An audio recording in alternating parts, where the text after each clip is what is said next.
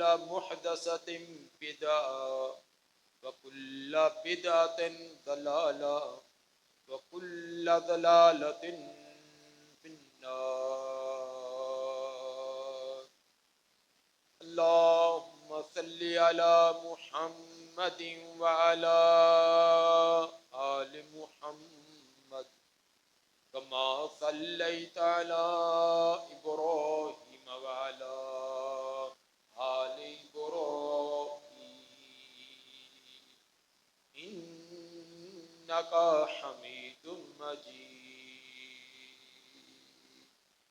اللهم بارك على محمد وعلى آل محمد كما باركت على إبراهيم وعلى آل إبراهيم إنك حميد مجيد. أعوذ بالله السميع العليم من الشيطان الرجيم. لقد كان لكم في رسول الله أسوة حسنة لمن كان يرجو الله واليوم الآخر وذكر الله كثيرا.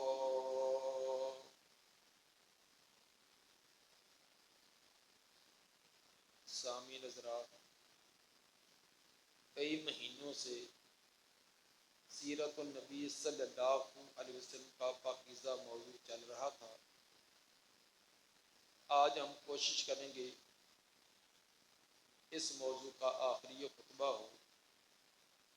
ویسے تو جو کچھ بھی بیان کیا جاتا ہے وہ تمام سیرت ہی ہے، نبی کے اقوال و افعال، آپ کی زندگی کے معاملات، وہ سب سیرت ہی ہوتی ہیں، لیکن ایک خاص نوعیت میں آپ کی ولادت سے لے کر زندگی کے مختلف مراحل کے اندر جو اہم واقعات تھے، اس اعتبار سے یہ ہمارا موضوع چل رہا تھا۔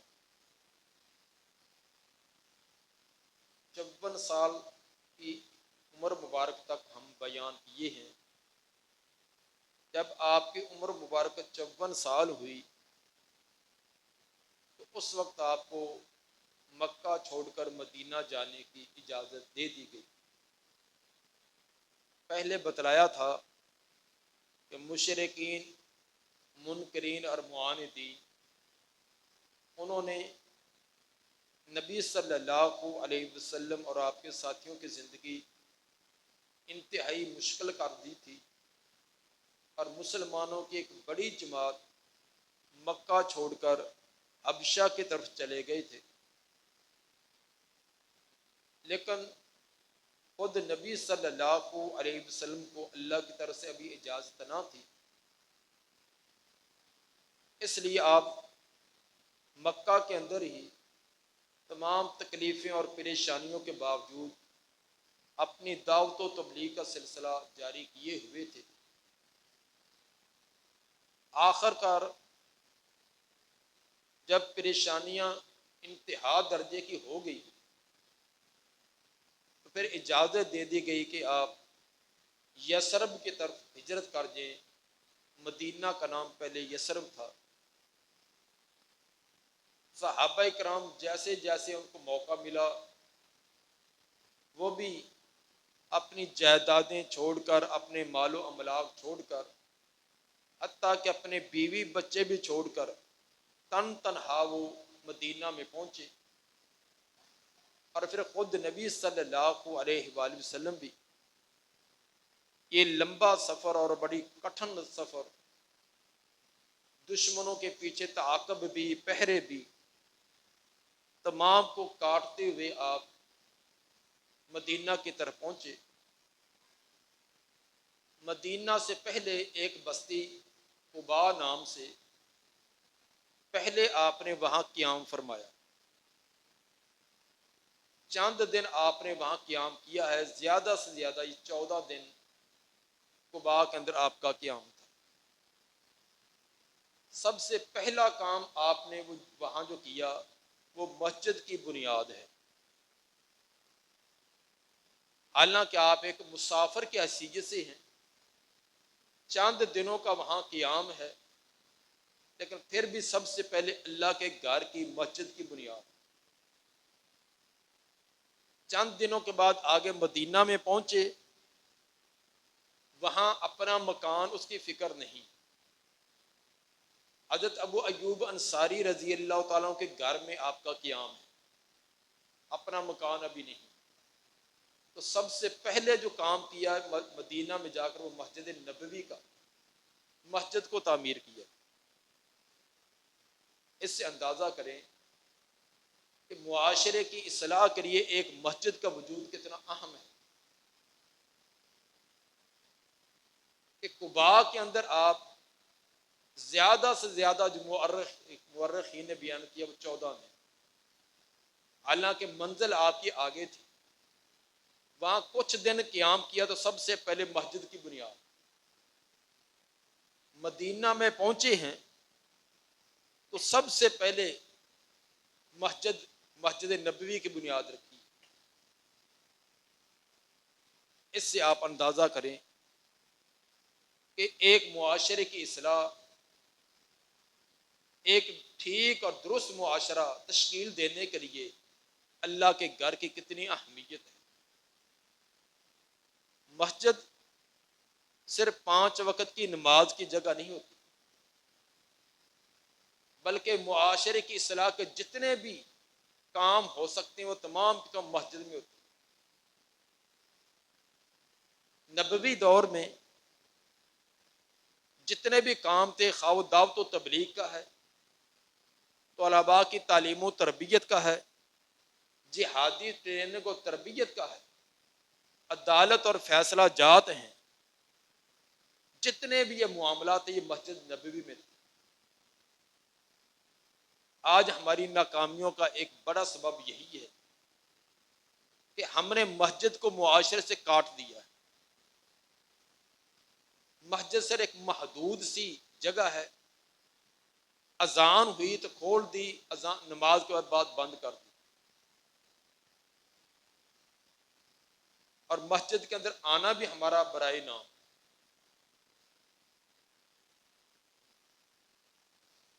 اب ہم پہلی بات تو یہ دیکھیں کہ نبی کی سیرت کا ہم دعویٰ تو بہت کرتے ہیں، نبی کے طریقے کے ساتھ، نبی کے ساتھ محبت کی کہ ہمارے تو بڑے دعوے ہیں، یا عملی زندگی ہماری کیسی ہے؟ آپ نے سب سے پہلے اپنا گھر تعمیر نہیں کیا، سب سے پہلے اللہ کا گھر۔ اور ہم کیا کرتے ہیں؟ سال ہا سال گزر جاتے ہیں اپنا گھر سنوارنے میں، بہتر سے بہتر بنانے میں۔ اگر 5 مرلے کا تو پوری کوشش کہ 10 مرلے کا بنے، اگر سنگل ہے تو ڈبل اور ٹرپل بنانے کی کوشش میں، اور اللہ کا گھر وہ اسی طرح کا اسی طرح۔ اپنے گھر کو چمکانے کے لیے، اس کے اندر سہولیات پیدا کرنے کے لیے پوری زندگی لگا دی، اور اللہ کا گھر ہفتے میں 100 روپیہ دے کر ہم سمجھتے کہ ہم نے بڑا کارنامہ سر انجام دے دیا۔ ایمانداری سے بتلائیں کہ آپ نے جو اپنے مکان بنائے ہیں ذاتی، کیا آپ کے رشتہ داروں نے تعاون کیا تھا؟ کسی بھائی نے، چچا نے، ماموں نے، والدین نے بھی، اللہ ماشاء اللہ کسی والدین نے تھوڑا بہت تعاون کیا ہو، تمام نے تمام بذات خود اپنی مدد آپ کے تحت ہی بنائی ہے۔ ایسے ہے یا نہیں؟ اگر ہم ہر آدمی، وہ ریڑھی لگاتا ہے، سبزی بیچتا ہے، دکاندار ہے، تاجر ہے، اپنی محنتیں مشقتیں کر کے اپنا ذاتی گھر بنا سکتے ہیں، تو اتنے سارے لوگ مل کر ایک اللہ کا گھر ٹھیک طرح نہیں بنا سکتے؟ اپنے گھر کے اندر سارا کچھ ہے، بجلی کا بل آتا ہے، کیا آپ کا بھائی ادا کرتا ہے یا آپ کرتے ہیں؟ آپ کا چچا تایا کرتا ہے یا آپ خود کرتے ہیں؟ یا آپ کا والد کرتا ہے؟ ہر ایک خود کرتا ہے. تو مسجد کا بل آ جائے تو ہر ایک یہ سمجھے گا کہ 50 روپے 100 روپے دے دیے بس جنت میرے نام پکی ہوگی. میرے بھائی اللہ کے گھر سے عقیدت پیدا کرو, محبت پیدا کرو. یہ پریشانیاں ہمیں کیوں نہیں, ان سے کیوں نہیں نجات ہمیں ملتی؟ ہم اللہ کے گھر سے دور ہو گئے, اللہ کی رحمت ہم سے دور ہوگی. اگر آپ میں سے کسی کے گھر کو کوئی نقصان ہو رہا ہو, نالی کا پانی گھر میں جا رہا ہے, بارش کا پانی جا رہا ہے, کوئی آپ کا ہمسایہ, کوئی گلی محلے والا, وہ بغیر آپ کے کہنے آپ کا تعاون کرے, وہ پانی بند کر دے, بجلی شارٹ ہو رہی تھی اس کو کوئی انتظام کر دے, کوئی اور گھر میں کوئی نقصان ہو رہا تھا کہ چور ڈاکو آنے والا تھا, آپ کا تحفظ کرے, آپ کیا معاملہ اس سے کریں گے؟ بغیر کہنے کے آپ کے گھر کی کوئی حفاظت کر دے, آپ کی دکان کی حفاظت کرے, تو آپ کیا کریں گے اس سے؟ ایمانداری سے بتلائیں. آپ اس کی ہر خوشی غمی میں شریک ہوں گے یا نہیں؟ وہ بلائے نہ بلائے اس کی ہر پریشانی میں آپ تعاون کریں گے. کیوں؟ اس نے ایک موقع پر تیرے گھر کا تحفظ کیا, تیرے گھر کو بچایا. تیری اور میری تو حیثیت یہ ہے کہ زندگی کے اندر ایک بار ہمارے گھر کا کوئی بچاؤ کر دے تو پوری زندگی ہم اس کے احسان مند بھی اور اس کے ہر آڑے وقت میں بھی کام آئیں. تو اگر ہم اللہ کے گھر کو اس کو سنواریں گے, تحفظ کریں گے, بچائیں گے, تو اللہ ہمیں بے یار و مددگار چھوڑ دے گا. اللہ ہمارا احساس نہیں کرے گا. کیسے ہم نے اللہ کی ذات کے بارے میں بد عقیدگی بنا لی. وما قدر اللہ حق کا قدر ہی, لوگوں نے اللہ کی جیسے قدر تھی حق ادا ہی نہیں کیا. تو نبی صلی اللہ علیہ وآلہ وسلم کی سیرت ہمیں یہ درس دیتی ہے کہ سب سے اہم کام جو اللہ کا کام,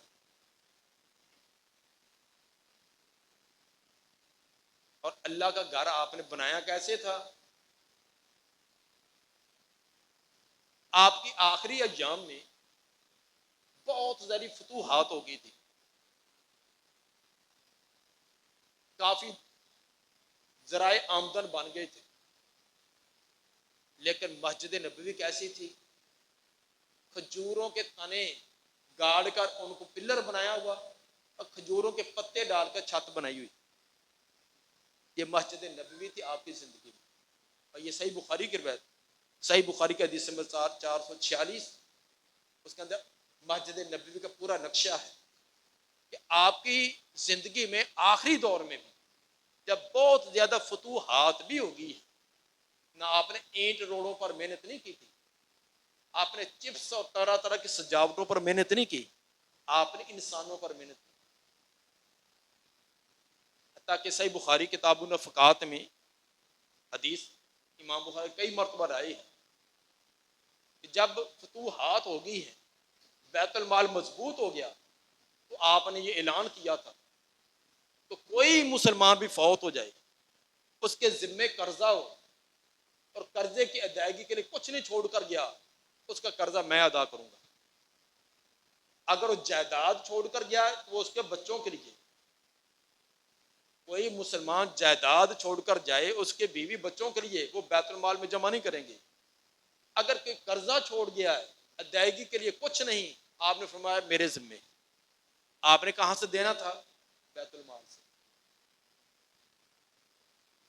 آج ہمارے اندر یہ چیز ہے, مسجد کو چمکانے میں کلین لے آؤ, یہ پرانا ہو گیا, ایک نیا لے آؤ, چپسیں لگا دو, فلاں کر دو, لیکن انسانوں پر محنت نہیں ہے. بچوں کی تعلیم و تربیت کا انتظام کیا ہے مسجد میں؟ بزرگوں کے لیے کیا ہے؟ مردوں عورتوں کے لیے کیا ہے؟ 8ویں دن ایک جمعہ, ٹمپریری 8ویں دن جمعہ. میرے بھائی اینٹ روڑوں کا نام اللہ کا گھر نہیں ہے. یہاں دین کا کام, مسجد کی آبادی جو چپسوں کے ساتھ نہیں ہے, آبادی یہ طرح طرح کی گرمی سردی کے انتظامات کا نام نہیں ہے. اللہ کے گھر کا جو مطلوب اور مقصود ہے, حتیٰ کہ حضرت عمر رضی اللہ تعالیٰ عنہ کے دور حکومت میں 28-27 لاکھ مربع میل تک حکومت ہے.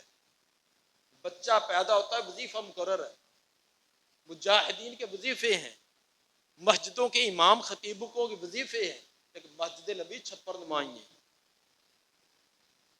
حضرت عمر رضی اللہ تعالیٰ نے کیا کیا تھا؟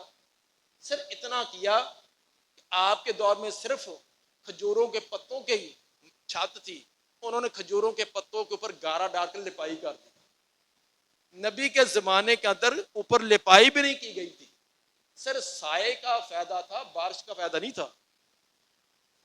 کتاب السیام کے اندر حدیث ہے کہ آپ نے ایک دن جماعت کرائی صبح کی، رات بارش ہوئی تو آپ نے سجدہ کیا تو گارا آپ کی پیشانی اور ناک مبارک پر لگا ہوا تھا. کیوں لگا تھا؟ مسجد ٹپ کر رہی تھی، پانی جو بارش کا نیچے گرتا تھا، اوپر سے لپائی بھی نہیں کی گئی. صرف حضرت عمر رضی اللہ تعالیٰ نے اپنے دور کے اوپر لپائی کی ہے. حالانکہ فتوحات کتنی ہیں، جس طرف جائیں اسی طرف مسلمانوں کی حکومت ہے. صرف حضرت عثمان رضی اللہ تعالیٰ نے اپنے دور میں جب مسجد نبوی تنگ ہوگی تو ان کو توسیع کی.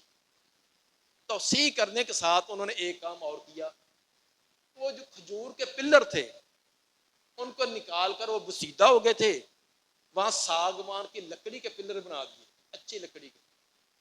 کھجور کے جو پتے تھے اوپر جو ہر 6 مہینے سال بعد گل جاتے تھے، ان کو اتار کر لکڑی کی چھت بنا دی، اور کچھ دیواریں جو ہے وہ پتھروں کی بنوا دی. یہ حضرت عثمان رضی اللہ تعالیٰ نے کام کر دیا، اور بہت سارے صحابہ نے ان پر اعتراض کیا. چھوٹے صحابہ نہیں، بڑے بڑے صحابہ، انہوں نے اعتراض کیا کہ یہ تم نے یہ اتنا اسراف والا کام کیوں کیا. جب اعتراض بہت زیادہ بڑھ گیا تو عثمان رضی اللہ تعالیٰ کو خطبہ دینا پڑا. خطبے کے اندر انہوں نے بیان کیا کہ یہ جو کچھ مسجد نبوی کی توسیع ہوئی ہے، جو یہاں کام کیا گیا لکڑی کا، اس میں بیت المال کا 1 روپیہ بھی نہیں، سارا عثمان کی جیب سے. تب لوگوں کچھ خاموش ہوئے کہ شکر ہے بیت المال کا پیسہ نہیں ہے، اپنی جیب سے لگایا. محنت کس پر تھی؟ انسانوں پر. لیکن آج ہماری محنت ہے پتھر پر، اینٹ پر، لکڑی پر، نہیں ہے تو انسان پر نہیں. نہ اپنے اولاد پر، نہ قریبیوں پر، نہ مسجد کے اندر آنے والوں.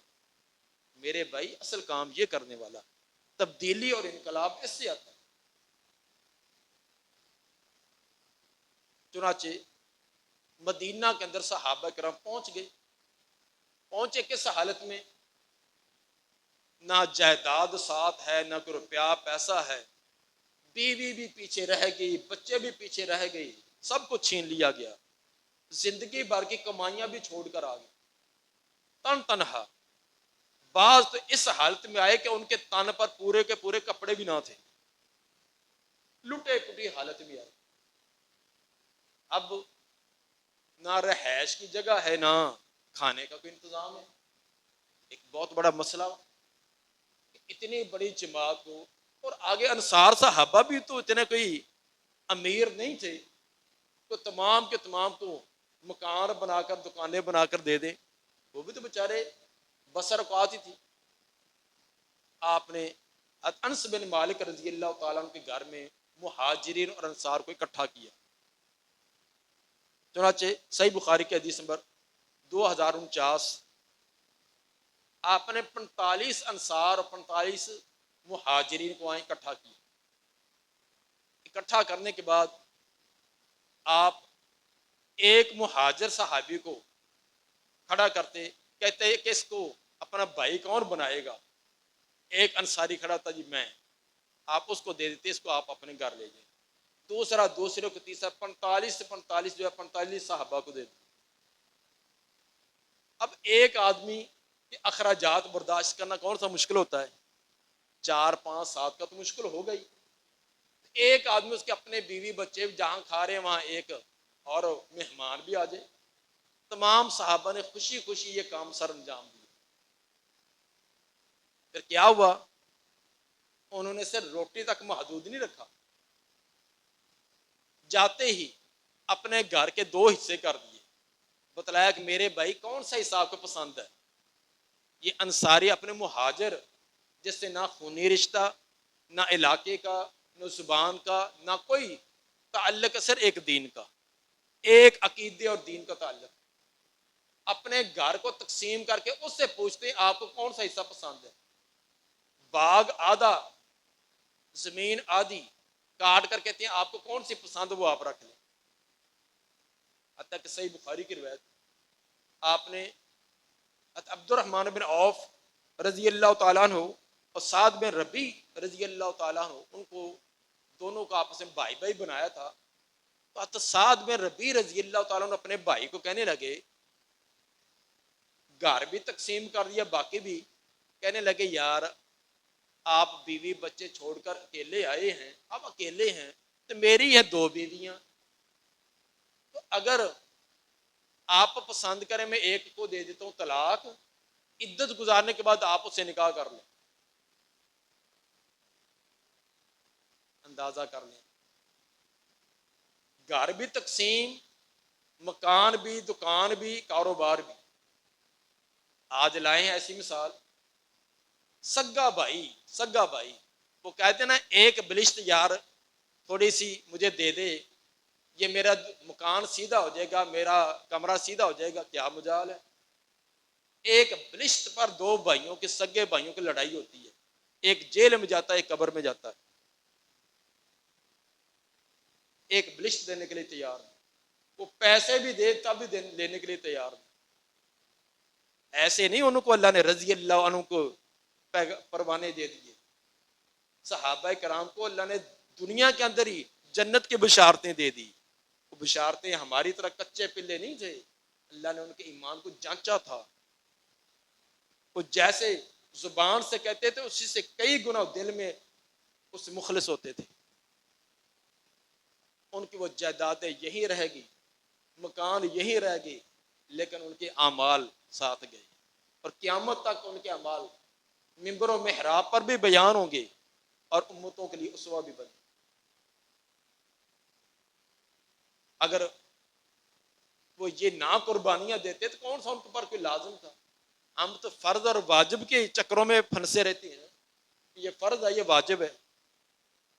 میرے بھائی کبھی کسی ہمسائے کے ساتھ اس کی تنگی ترشی میں کام آ کر تو دیکھو، زندگی بھر کی عبادتیں ایک طرف اور کسی ایک مجبور اور مقہور اور بے سہارا کا ایک بس سہارا بنے وہ ایک طرف۔ زندگی کی عبادتیں اور ریاستیں سے وہ تقرب نہیں ملے گا جو ایک بے سہارا کے بننے سے بنتا ہے۔ لیکن آج ہمیں اپنی اولاد کی فکر ہے، اپنے آپ کی فکر ہے، کوئی مرتا تو مرے، کوئی جلتا تو جلے۔ اور آگے مہاجرین بھی دوسروں کی بیساکھیوں پر چلنے والے نہ تھے، انہوں نے بھی یہ نہیں کہہ دیا ٹھیک ہے جی مکان کا یہ حصہ ہمیں دے دو، کاروبار کا یہ دے دو، نا۔ عبد الرحمن بن عوف رضی اللہ تعالیٰ کو جب پیشکش کی گئی کہ یہ بھی آپ کا، یہ بھی آپ کا، انہوں نے اپنے بھائی کو کہا، سعد رضی اللہ تعالیٰ کو، کہ سب کچھ اللہ آپ کو مبارک کرے، اللہ نے مجھے صحت دی ہے، ہاتھ دیے، پاؤں دیے، یہ آپ اپنے پاس رکھیں، مجھے صرف بازار کا راستہ دکھلا دیں، بازار کہاں ہے، کیسے وہاں کاروبار ہوتا ہے، بس یہ مجھے بتلا دیں۔ چنانچہ گئے بازار میں، اپنے ہاتھ سے محنت مشقت کی ہے۔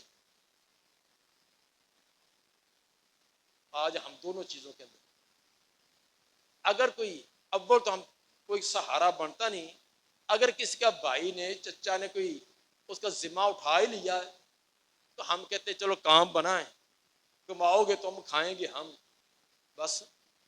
میرے بھائی یہ اسلام نہیں ہمیں تعلیم دیتا کہ دوسروں کے سہارے زندگی گزارنا، دوسروں کی بیساکھیوں پر چلنا، اپنے پاؤں پر خود کھڑے ہو، اپنا کام اپنے ہاتھ سے کرنا، یہ کوئی عیب نہیں ہے، محنت مزدوری کرنا یہ کوئی عیب نہیں ہے۔ چنانچہ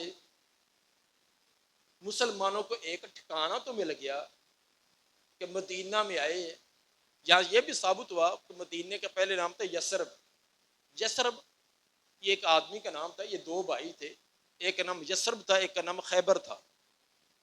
تو جو یہاں آ کر آباد ہوا اس علاقے کا نام یسرب، جو خیبر میں چلا گیا اس کا نام خیبر۔ یہ دو بھائی تھے۔ تو یسرب ایک آدمی کا نام تھا، لیکن معنی اس کا اچھا نہیں ہے۔ یسرب کا نام اجاڑ، ویران، بیماریوں کی جگہ، یہ اس کا معنی ہے۔ اور مدینہ آپ کے آنے سے پہلے ایسے ہی تھا۔ صحیح بخاری کی روایت، کتاب فضائل مدینہ کے اندر امام بخاری یہ روایت لائے، جب آپ مدینہ میں آئے تو صحابہ کرام اکثر بیمار، حتیٰ کہ حضرت ابو بکر صدیق رضی اللہ تعالیٰ عنہ، حضرت بلال رضی اللہ تعالیٰ عنہ بھی سخت بیمار۔ تو آب و ہوا ایسی تھی، پانی بھی انتہائی کوئی اچھا نہیں تھا، ایک ندی بہتی تھی اس کے اندر کوسیلا پانی، کڑوا پانی پینے کے قابل نہیں ہوتا تھا، اور آب و ہوا بھی ایسی، اس لیے کوئی یسرب کی طرف رخ نہیں کرتے تھے۔ آپ نے دعا کی تھی کہ یا اللہ یسرب کی تمام بیماریوں کو جوفہ میں منتقل کر دے۔ چنانچہ تمام بیماریاں اللہ تعالیٰ نے جوفہ میں منتقل کر دیا، مدینہ جو بالکل صاف شفاف بن گیا، اس کی آب و ہوا ہر ایک چیز اعلیٰ سے اعلیٰ بن۔ تو آپ کے آنے کی وجہ سے یسرب کی بجائے نام بن گیا مدینہ تو رسول۔ ثابت یہ ہوا کسی جگہ کا نام، کسی شخصیت کا نام کہ اچھا نام نہیں ہے تو اس کو تبدیل کر دینا چاہیے۔ جیسے ہمارے ہاں بہت ساری جگہ ہندوؤں کے نام پر، سکھوں کے نام پر الحمدللہ کافی چکوں کے، شہروں کے، قصبات کے نام تو تبدیل ہو گئے ہیں، لیکن پھر بھی کچھ نہ کچھ ابھی انہی کے نام پر چلتے ہیں، انہیں ہندوؤں سکھوں کے نام پر۔ تو یہ ایک اسلامی معاشرے کے اندر ایسا نہیں ہونا چاہیے، نام تبدیل ہونا چاہیے۔ آپ نے یسرب کا نام فوراً بدلا۔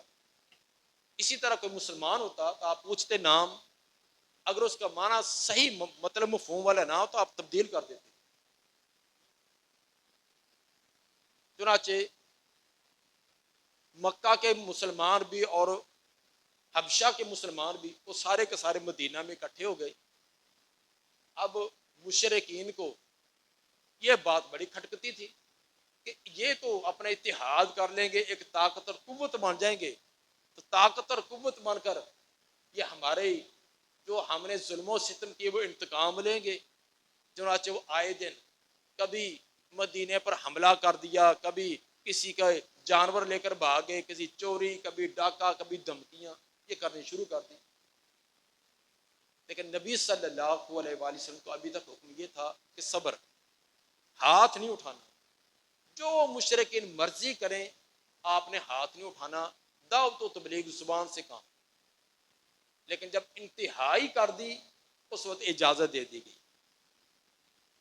جب مسلمانوں کی ایک طاقت ہے، قوت ہے، ان کا اپنا ایک ریاست اور ٹھکانہ بن گیا ہے، اب ان کو اجازت دی کہ اب جو بھی آپ پر میلی آنکھ سے دیکھے آپ اس کا پورا جواب دیں۔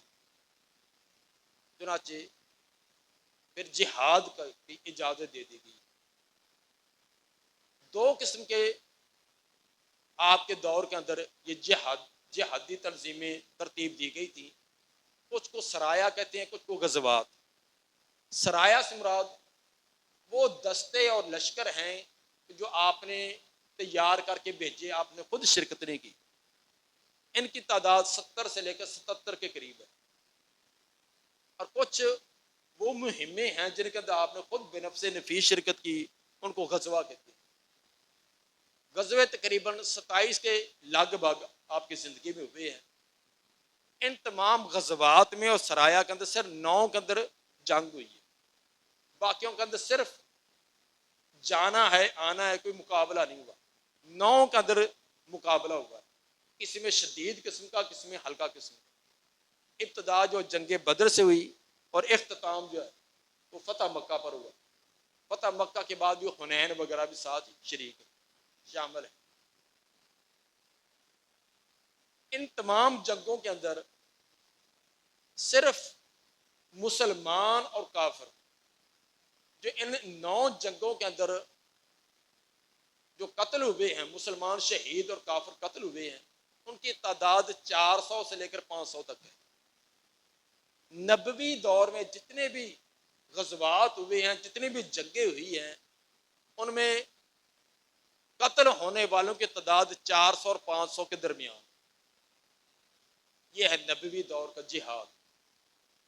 اور اس کے مقابلے میں غیر مسلم دیکھ لیں، ان کی ایک ایک جنگ کے اندر لاکھوں کی تعداد میں انسان جان سے گئے.